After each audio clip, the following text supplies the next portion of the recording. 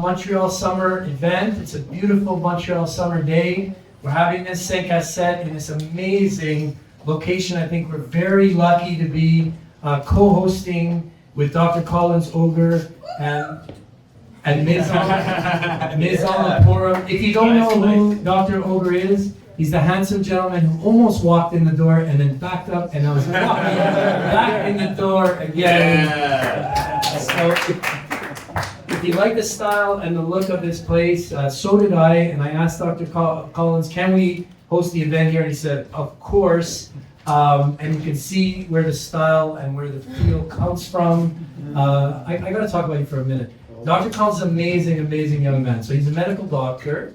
I don't throw doctor around lately. He's also co-founder and CEO of a digital health startup. Okay, so very much on theme with what we're talking about today. And of course, before he started that company and he was going to med school, he started a custom tailoring business here called Ms. Alapura. And he also, is it a secret or can I tell them your next move? You can tell them. It's too late now. He said, no, I could say forget it. No. He's headed to Boston to do a master's in public health. The man is an inspiration to me, and he's the definition of hard work. And thank you, Collins, for hosting us today. We really, really appreciate it. So you know that that BML is very much vested in the digital health movement and in startups in Montreal and beyond. We love working with you. We love the early stage. We love the dynamism of it. And we started calling it digital health at some point. It started to pick up traction. And these buzzwords, take on a life of their own. But what are we really talking about here? And everybody in the room knows what we're talking about. Is disruptive health technology and new innovations in a field that traditionally doesn't innovate very quickly. So the challenges are significant and the unknowns are tremendous. All of you are living that experience right now. We love it. We love working with you. There are a lot of digital health startups here in the room. There are also physicians. There's also Maxime, who just walked in with his sunglasses on because he looks great. There are investors here, there are bankers here. It's an amazing turnout for us, and we hope to do more of these events over the course of the next few years. So thank you, everybody, for being here. Thank you.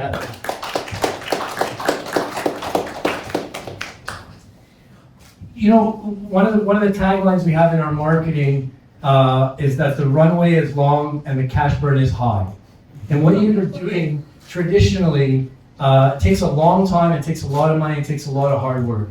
And to be able to disrupt that is very challenging because the industry is very comfortable proceeding the way that it always has. And there's a very good reason for that. So we know when we work with digital health companies that we're really not talking about changing the world right away. We're talking about changing the world, but we're talking about getting there incrementally and getting there in stages. And what we really want is to help you de-risk your current situation as much as we can to get you to that next funding round and to get you to that next set of goals that you're going to reach once you raise the next round. And here we have very interesting friends and partners from North Carolina. It's the reason we're having this event.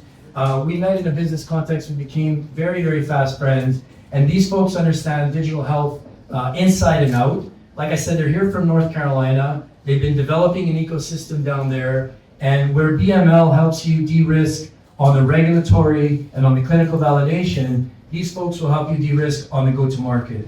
They're very synergistic with us. They understand that we're not talking about, going full steam ahead into the market and making tons of revenue. We're talking about de-risking and funding rounds and getting you to the next stage as quickly and efficiently as you can. So we also understand that it isn't the tech. It isn't only the unmet clinical need, even though that is a major, major topic. It isn't even the regulatory, which is by far the most boring. Unfortunately, it's one of the most important. And it's not even the clinical integration, which is one of the biggest challenges. What these gentlemen are going to talk about today, and what we've been talking about since we met, is how it takes a village, and how it is impossible to focus on one aspect of the business and drive it all the way through, and how it is impossible to do it alone. So thank you all for being here. We're very excited to hear from these folks. This is Lee Phillips from Bluedoor and Michael Levy from DHIT in North Carolina. And I'll ask you gentlemen to introduce your organizations and to introduce yourself. Thank you, Mark. thank you all for being here tonight as well. Incredible day. Wow. I've been enjoying my trip. We started off in Quebec City a couple of days ago and had a couple of really nice conversations and meetings with the couple incubators and really nice companies there that are doing some really wonderful stuff in the space of digital health, and the weather's been beautiful throughout, and now we're here in Montreal and get to be with you all and talk about what we do every day, what we are passionate about. We met, Lee and myself, about 10 years ago, and have formed 2 companies, 3 companies, 4 companies, 5, many. Numbers of them have not made it. Some are promising, still alive, and we support. Our 2 main initiatives and lifelong, now become lifelong partners of our life are Bluedoor and DHIT. I run DHIT on a day-to-day basis. It's the Digital Health Institute for Transformation. It's a 501c3 nonprofit in North Carolina headquartered, but we have global relationships across a number of different profile of nations, from developed to developing, and soon to be. Suffice to say, what we do is convene and educate and practice and try and do research.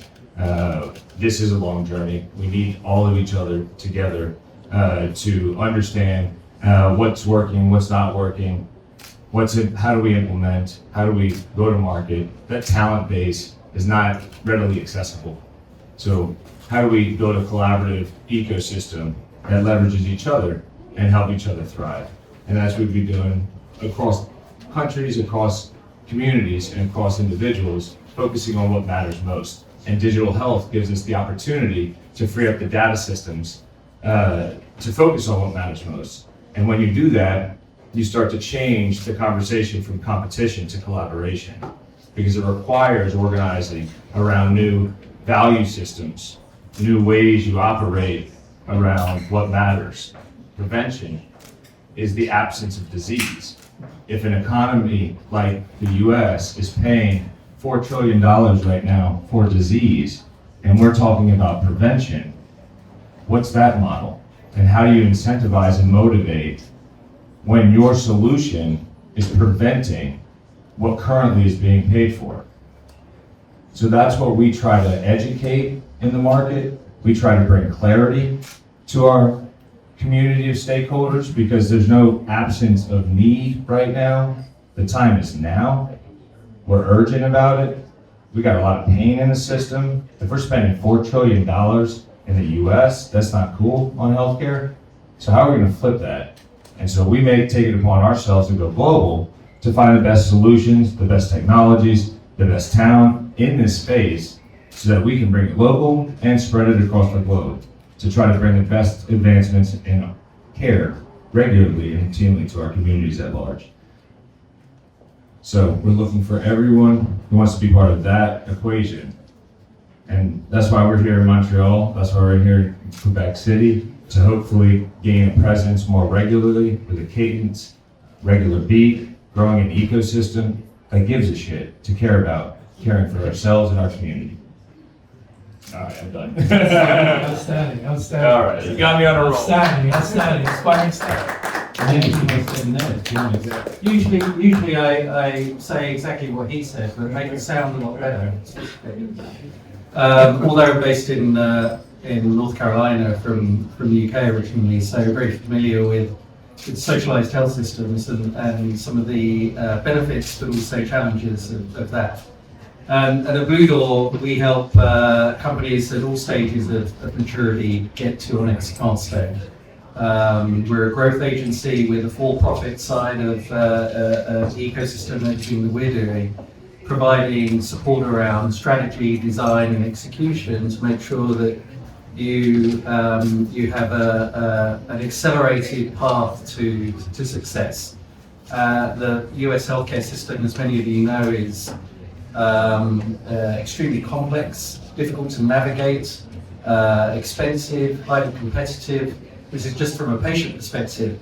Imagine trying to then sell your solution into that environment. What we found is that helping companies navigate that quagmire, really get a strong understanding of who their customer is, how to tell their story and how to rise above the noise is the start of a path to success. And being a marketing and branding specialist over the last 30 years, it all comes down to storytelling. For me, it's how do you tell your story, how do you engage your audience, and how do you articulate why you're different and why people should trust you. That's the key to success. And amazing, in classic marketing, you talk about product market fit and knowing your customer. These are the basics of doing business. In our world, at BML, we call the customer the five-headed monster. You've heard me mention it before. But we're talking about a different person that makes a decision, a different person that signs a check, a different person that orders and installs the equipment, a different person that uses it, and a fifth person that interprets the output. And we haven't even talked about the patient who essentially hopefully benefits from that technology. So it's an extremely convoluted and complex corporate to customer relationship that we're all navigating. So having you gentlemen here talking about that is a phenomenal value for us, especially Canadians looking at the US market. So what we called, the theme of this is US market entry for digital health startups. And we'll get into exactly those details. So Michael, let me throw to you first. What do you think the biggest challenge facing, honestly, it's a silly way to say it, there's so many. Talk about some of the challenges digital health companies face breaking into the system in the US. I think the number one problem, I think, overarching is just a deep opaqueness of truth and what the problem you're solving really is. You generally have a top layer understanding of what the problem is. I'm solving diabetes. I'm solving against neuropathy. But how the technology or the product that you think is solving that core problem solves the problems of the stakeholders that Mark just talked about in their daily lives, then you actually don't have a solution yet.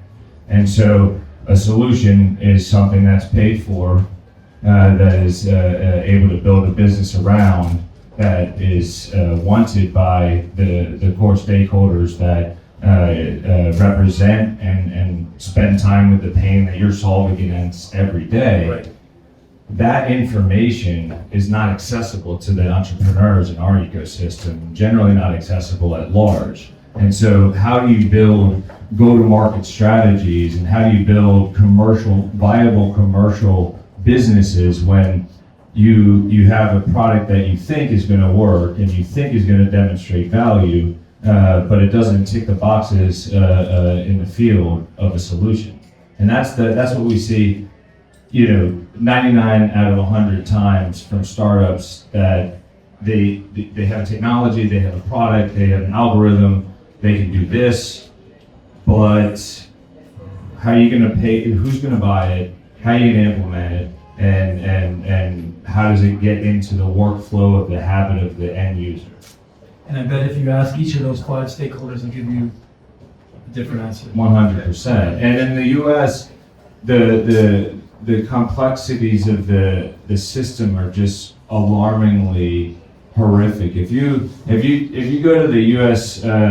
President's office and look at the health sector and health office, and you see the maps that they draw every time a new president comes to office of their version of the U.S. health system in representation, it's like a spaghetti fight at a 4-year-old's birthday party. I mean, it's just horrific, and the patient's at the very bottom. And so that's what an entrepreneur has to deal with when they're just trying to solve the pain of the patient.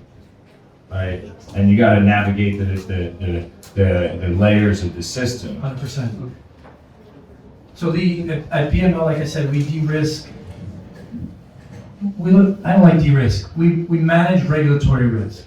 So what I like to say is that we help you to speak to investors, because you're not speaking to the market yet, but we help you speak to investors about what you're going to do about the massive regulatory challenge you're facing. I know that Bluedoor, the analogy is you do the same thing but with the go-to-market. How do you help companies de-risk go-to-market in different stages? Yeah, we talked a bit about it in terms of number one rule: understand your customer. Right, and you talk about the five-headed beast. In some cases, it's more a hydra, like nine-headed beast.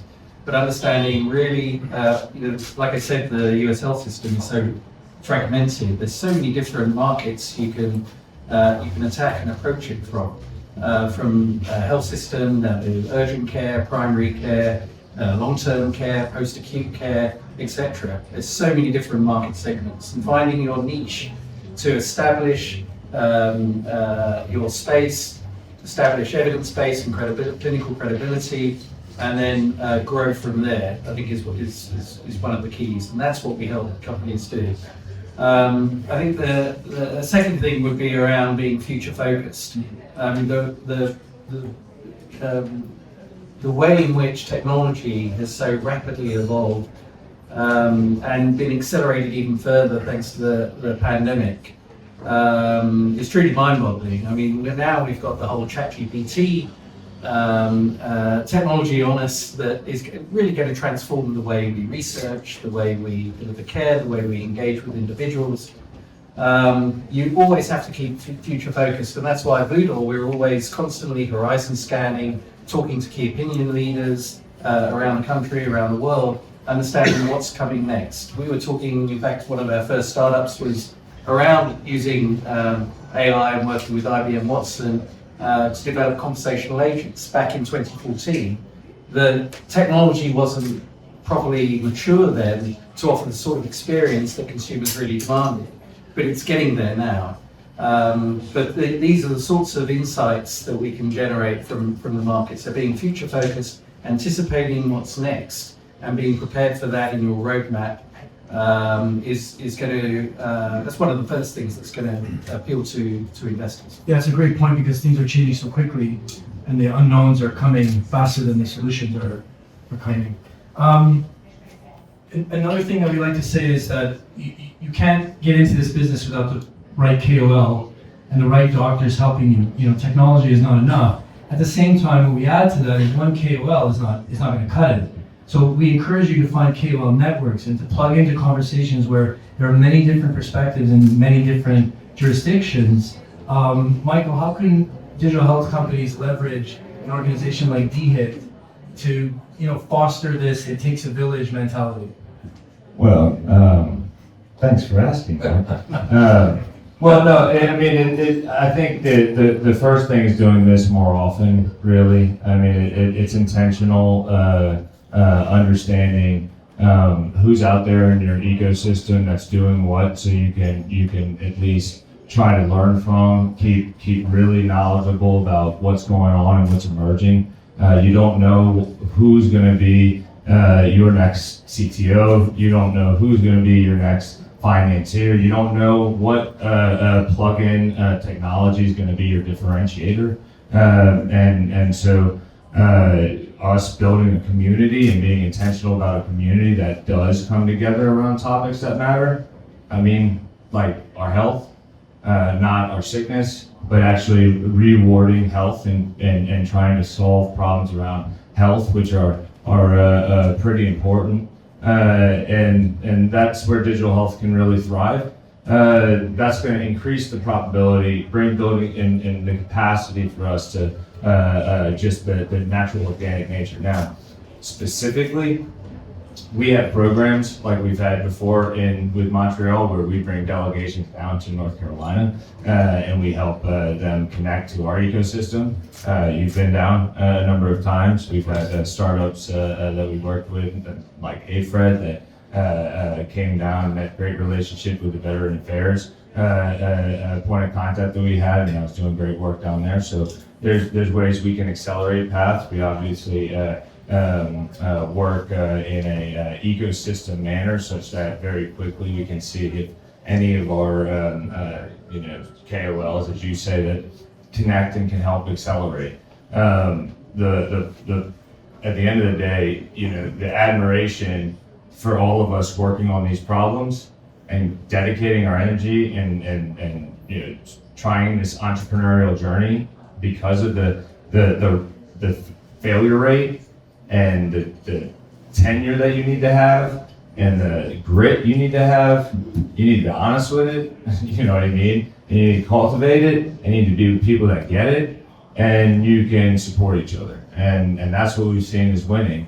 Again, we champion collaboration versus competition, creation versus competition. Don't operate in a red saturated space. Create your own space. Figure out how to differentiate yourself, and that's how you provide value to an ecosystem. But understand that an ecosystem is what you're trying to build for yourself and for your company to survive. That's where resiliency lies. Yeah, and there's so much in common between what you're doing in North Carolina and what we do here in Montreal. But I learned a lot going back and forth and spending time with you folks in that environment. And there's a lot we can learn here. So we're all part of a lot of these different communities here. A lot of the companies here from Centech, a phenomenal accelerator. There's a lot of initiatives at the SHUN. We know MedTech Plus is around. The funds go around from the ME to all these organizations. But how much true collaboration is there when you need to really get into a clinical context and get your, Megan is nodding, enthusiastically because she's a little bit ahead. Megan is from a year behind some of you startups, and now she's really in the clinical space and realizing, right? So, how many collaborations lead to actually getting the tech to the next level rather than just creating buzz and circulating funds and doing good work, but not necessarily getting us to the next level. And I think we're doing an amazing job here growing the ecosystem, but we can always do better.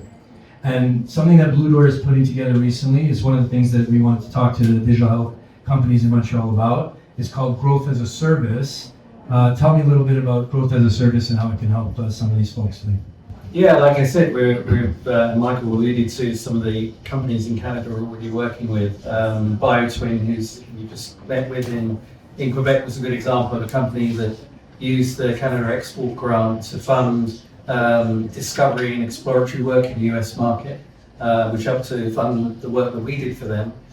So you've got great opportunity to leverage government funding to take a first step into the US market. And really, growth as a service is about providing you with what you need and when you need it. At certain times in your journey, and it's going to be a long journey, you'll need regulatory expertise like Mark, particularly at the beginning, to set you on the right pathway.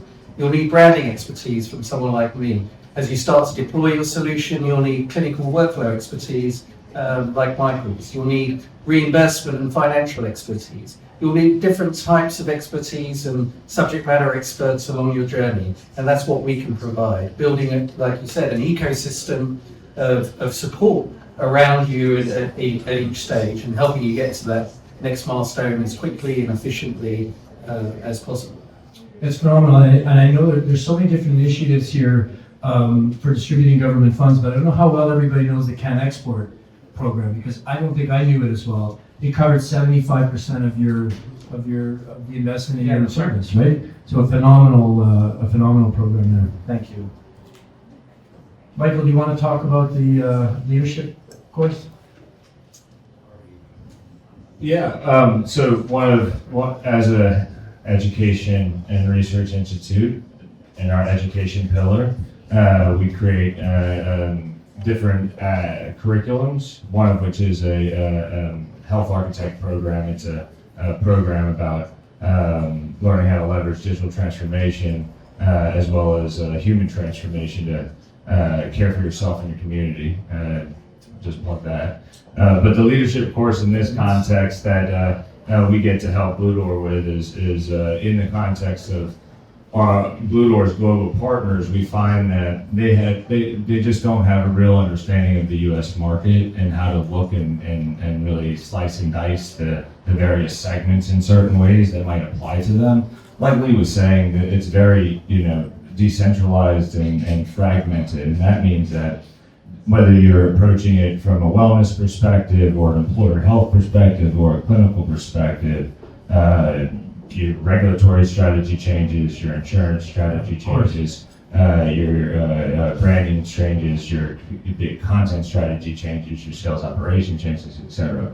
And so our goal is to build awareness of the U.S. system in its current state and where it's going and the headwinds and the forces with some level of detail to help give a crash course to somebody that thinks the U.S. system is at large like this. We often talk about tertiary care, major health systems. That's the last place I would start with a market entry strategy with someone, right? And it's hard to think about, okay, where else would you? Well, I can name it half a dozen. But the objective of the course is not to tell somebody, it's to share, here are the frameworks. This is the difference between the public and the private system. This is the difference between employer health and private insurance and Medicare versus Medicaid.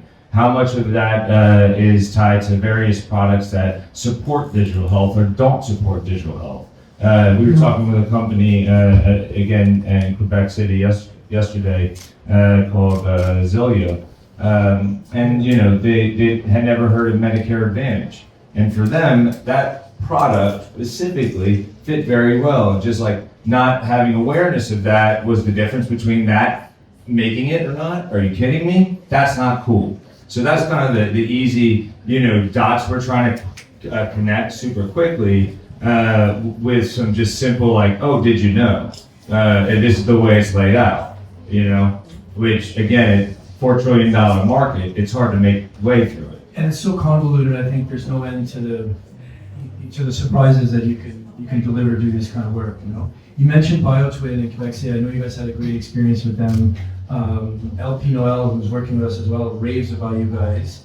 Do you want to say a little bit more about what you did and how it worked out with the Can Export grant and what kind of story you put together for them? Yeah, really, it was about retelling their story in a way that was going to appeal to specifically, in this case, East Coast investors, as he was really interested in garnering investor interest and support from East Coast institutional strategic investors. Oh, that's interesting. It was all about setting up the next pitch. Yeah, okay, I didn't realize that. Exactly. That's great. Exactly. And so helping him reframe his story around this well-known problem but little-known term called low-value care that addressed the fact that the US healthcare system, from a cost perspective, is spiraling out of control due to over-testing, over-prescribing. One of the key problems of the proliferation of technologies for diagnostics and drugs for treatment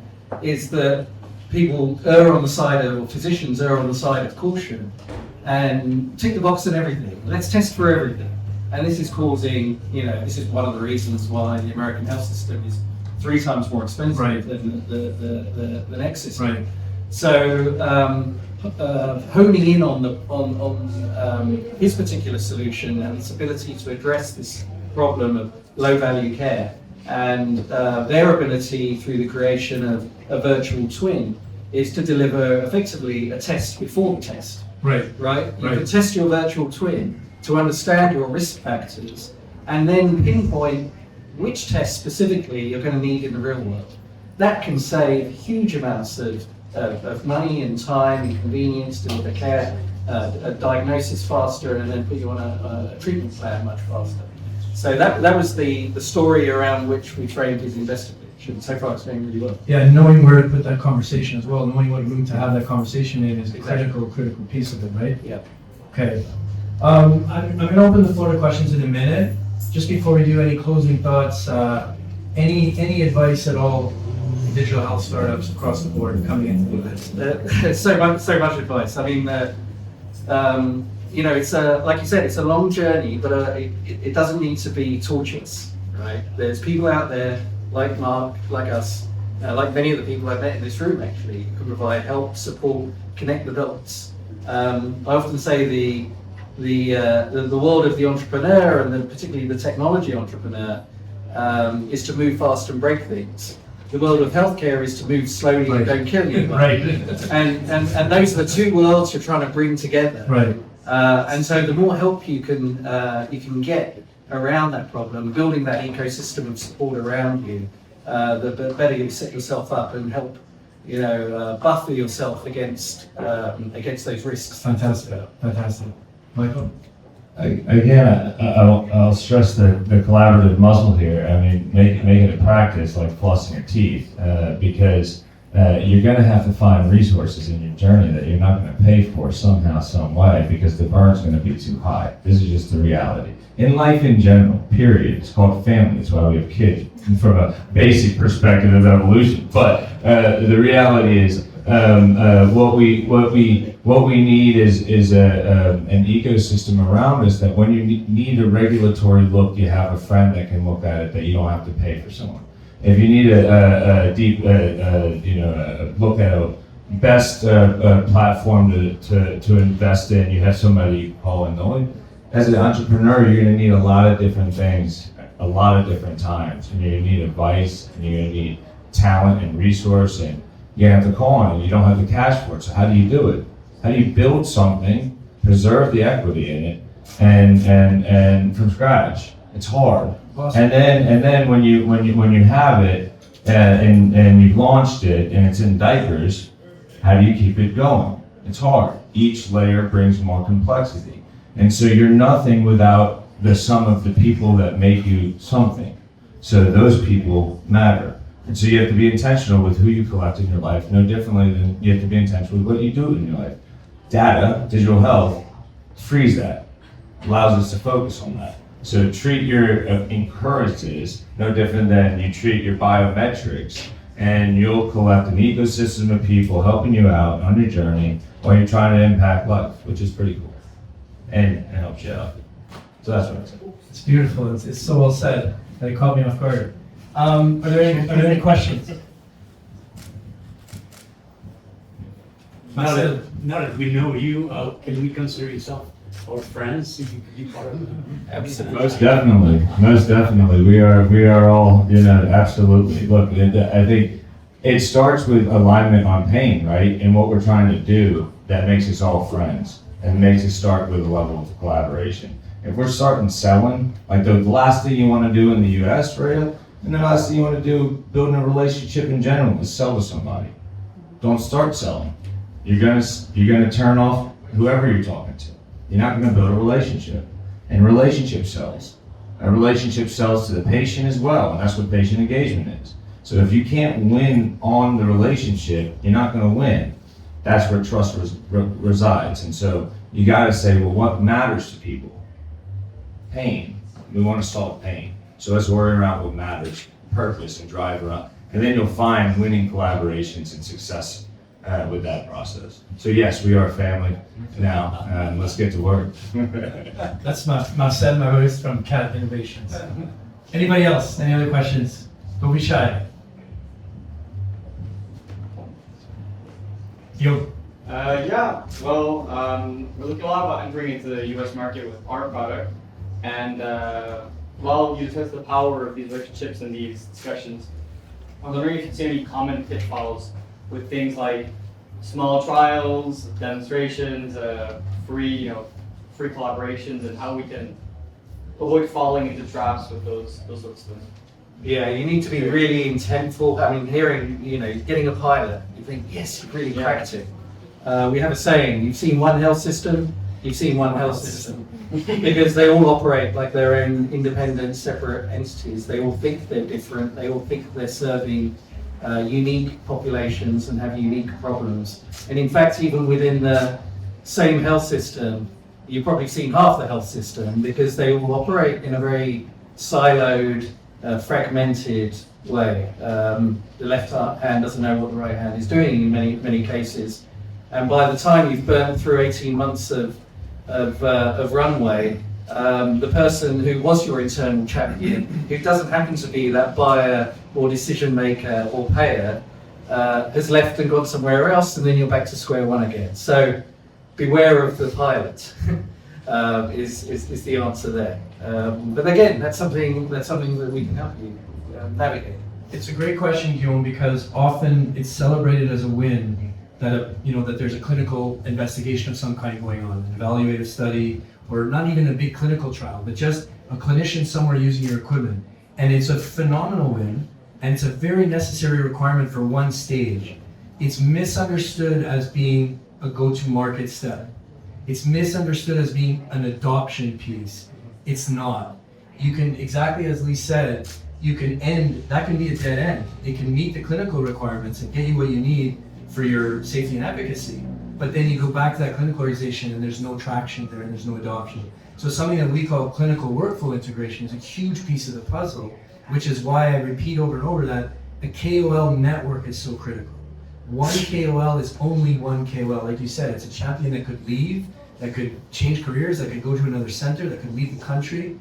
Having a network allows you to understand the richness involved with actually integrating the technology into clinical workflow, which isn't just solving the clinical problem, it's understanding how and when people are going to actually use the technology. And that's a whole other layer past the pilot test and the clinical investigation. So it's a great milestone. It is not clinical adoption. Yeah. Great question. Phenomenal question. It's so important. I would maybe just piggyback and say, like, Particularly in the U.S., smaller might be better in where you start. Makes sense. Again, there's single mom and pop clinics, and then there's 1,000 clinic systems, and there's everything in between, all across the state, and they're all private and all operate with a level of purchasing power. So and decision making. So the smaller, less bureaucratic, more rapid fire, you'll find more success. It's not going to give you the credibility and brand name of a Johns Hopkins, but if you go into a Johns Hopkins for the credibility and brand name on the scientific side, you're going to likely get stuck in what he's referring to as pilot hell. And so you gotta understand what you're trying to service in your roadmap. If you're trying to create scientific, efficacy and credibility, a notable academic medical center is great to have your backing. If you want to get to market fast and fuck up a couple of times, while you're, that's my New Orleans in me, sorry. Yeah, well, no, I mean, what happens is you figure it out and you gotta mess up and you gotta learn how to service and what needs to happen on your product and your technology and your analytic that is in diapers right now, right? And it's in diapers. So you gotta learn fast, and you gotta get out of diapers fast, and you gotta fail fast. Mm-hmm. And so you gotta have that mentality, and the smaller opportunities are actually better, I think, in that case. Yeah, I love it. Yeah, great answer. Any other questions? Rodrigo. Yeah, do you see an evolution among entrepreneurs adopting this comprehensive vision? I'm an investor myself, and sometimes the failure is because you receive entrepreneurs in that with the product, sometimes throwing information, clinical information, and some achievement from the clinical standpoints, and they're sometimes so weak in the go-to-market and also in building the right teams to go to the market. Probably they are not themselves. Typically, in my opinion, and it's something that we look deeply, is the CEO the same founder sometimes? Because if that's the case, probably we're going to pass. Yeah. So Yeah. do you see a new generation more receptive to say, okay, we can keep control of the idea, we're not going to change what we're doing in essence, but we're going to evolve in the way that we manage this. Yeah, you got the founder CEO, which is one thing, and then you've got the physician founder CEO, which is quite another one, because they think they can do everything. And so having understanding personality, attributes and characteristics and culture. Culture comes from the top. And I've seen so many companies and startups fail because the culture is toxic. They can't keep staff. The customer experience then suffers, and you're on a rapid downward path. So having the right leadership, a lot of our time and a lot of Michael's time is spent coaching leadership teams, because the key to success in digital transformation isn't the technology, it's people. It's human transformation that's required, and that's the biggest barrier to early adoption, to fast scale, and to success. And so working with the right people, we're fortunate enough that we can pick who we work with, and also having leaders who understand their limitations and where they need help, where they need support, rather than thinking they can do it all, is key. Well, it's a great answer and such an important point. And some of you that we've worked together know that we encourage you not to fall in love with the tech, because you might have the wrong tech. You might have the great idea, you might have the unmet clinical need, you might have some of the tech, but some of the work we do leads to a conclusion that involves changing the tech. And the companies that we find that are agile and that work the best are not afraid to do that. And we thought we were going to go to, the next stage with a device and a piece of software, but I think just the piece of software is enough for the first stage. And all of a sudden, you've reduced an enormous amount of overhead and risk and cost by finding a solution that is better fit, actually, not necessarily to the perfect solution, but to the clinical workflow in that moment. And it's critical to be able to adjust your thinking. And I think if you're in love with your product, you're in for a world of hurt. I could say it that way. Yeah. Anybody else?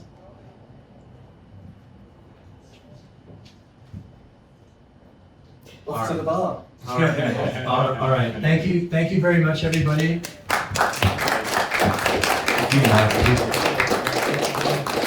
Listen, Michael and me are here only for tonight. You're in this place together. Well, until next time, you're in this place together. I encourage you to engage them. I encourage you to exchange your contact information and to learn from them. Please do that before you go. Thank you very much. Thank you, Mike. Thank you.